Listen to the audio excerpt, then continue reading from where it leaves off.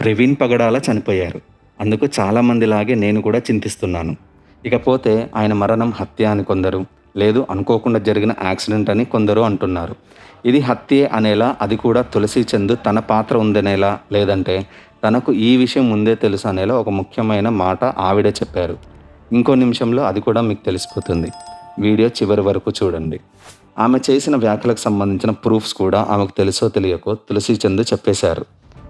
ముందుగా ప్రవీణ్ పగడాల మరణం, దీని వెనుక ఉన్న నిజాలు త్వరలోనే బయటికి రావాలని జీసస్ను కోరుకుంటున్నాను. ఈ మొత్తం వ్యవహారంలో నేను చాలా బాధపడుతున్న విషయం ఏంటంటే, ఆయన క్షమాగుణం కలవాడు, సహనశీలి, మంచి వ్యక్తి, ఇలాంటి బిరుదులు చాలామంది ఇస్తున్నారు. అందుకు సంబంధించిన చాలా స్పీచెస్ కూడా చూపిస్తున్నారు. అందులో భాగంగానే ఫేమస్ జర్నలిస్ట్ అని చెప్పుకునే తులసి చంద్ ఒక వీడియో చేసింది.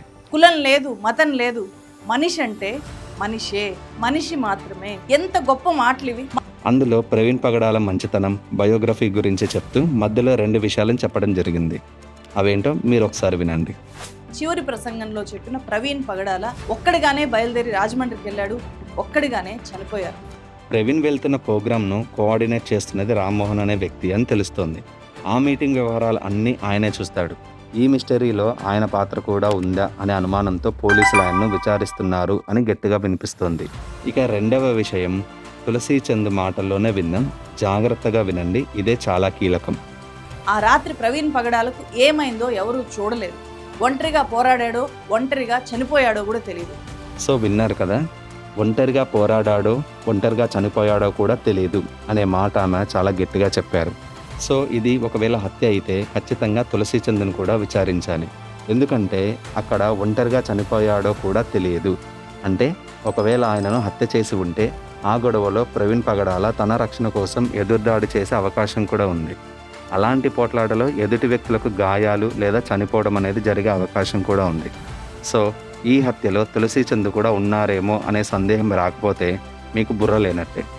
ప్రవీణ్కు తులసి చంద్కు అసలు ఏంటి గొడవ, ఏంటి సంబంధం అంటే డైరెక్ట్గా ఎలాంటి గొడవలు ఉన్నాయో తెలియదు. కానీ ప్రవీణ్ పగడాల ఇతర మతాల మీద ఇష్టం వచ్చినట్లు మాట్లాడిన 100 వీడియోస్ యూట్యూబ్లో ఉన్నాయి. అలాంటి వీడియోస్లో ఒకటి చూడండి. అన్న జై భీమ్ జై భీమ్ జై భీమ్ అంటారు. అన్నివ్వండి, ఏం కాదు. జై భీమ్కు పైన కూడా ఉన్నాడు, నా రాజు, మై కింగ్ అని చెప్పండి. ఆ భీమును నిలబెట్టింది నీ Raju. He was a practicing Christian. ఒక పక్క ఇంకొక ఆయనేమో గోషి కట్టుకుని నిరాహార దీక్షకి వెళ్ళాడు. ఏమని, నువ్వు వెళ్తే ఏ మతానికైనా వెళ్ళు, కానీ క్రైస్తవానికి వెళ్ళొద్దని. ఆయన నన్ను హత్య నాకేంటి, నేను యేసు ప్రభువుని అనుసరిస్తా అని చెప్పాడు. ఎవరు? Doctor Babasaheb Bhimrao Ambedkar. This is history. ఆ జై భీమ్ వాళ్ళకి తెలియదు.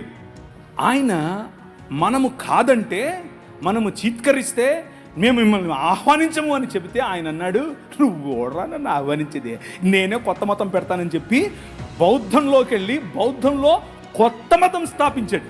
ఆ మతం ఏంటనుకుంటున్నారు? క్రైస్తవమే. ఇక్కడ అంబేద్కర్ను ఆరాధించే వ్యక్తుల్లో ఒకరు తులసి చంద్. చాలామందికి ప్రవీణ్తో డైరెక్ట్ గొడవలు లేవు. సిద్ధాంతపరంగా, ఆయన వ్యాఖ్యల పరంగా మాత్రమే విభేదం ఉంటుంది.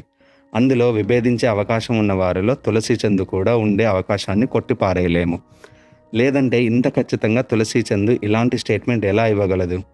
హిందూ లేదా ముస్లిం సంఘాల మీద పడి ఏడుస్తున్న వారికి తులసి చంద్ ఇచ్చిన ఈ స్టేట్మెంట్ ఎందుకు కనిపించడం లేదు? ఒంటరిగా పోరాడాడో, ఒంటరిగా చనిపోయాడో కూడా తెలియదు.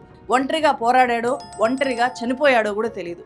అంబేద్కర్ మీద తన గౌరవం ఎలాంటిదో చెప్పే వీడియోస్ కూడా తులసి చంద్ చేసింది. ఇంత డైరెక్ట్గా లీడ్ ఇస్తుంటే ఆమె పేరు ఒక్కరు కూడా చెప్పకపోవడం అనేది మామూలు విషయంగా అనిపించడం లేదు. ఈ స్టేట్మెంట్ వెనుక ఆమె ప్రమేయాన్ని కూడా పోలీసులు విచారించాలి. ఈ రామ్మోహన్ మరియు తులసి చంద్ మధ్య ఏమైనా సంబంధాలు ఉన్నాయా అనేది కూడా చాలా ముఖ్యం.